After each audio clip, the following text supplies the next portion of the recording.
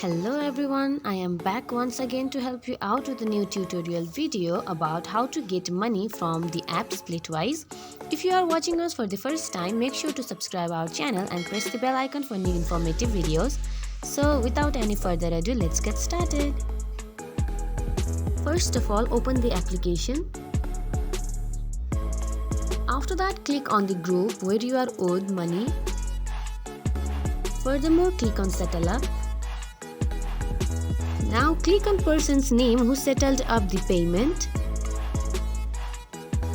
and click on the top right corner of the screen. Now your balance is settled up with that particular person. This is how you get money from Splitwise. Hope this video was helpful. If you find this video helpful, make sure to give us a big thumbs up and don't forget to share it with your friends who uses Splitwise. See you in next video. Bye bye.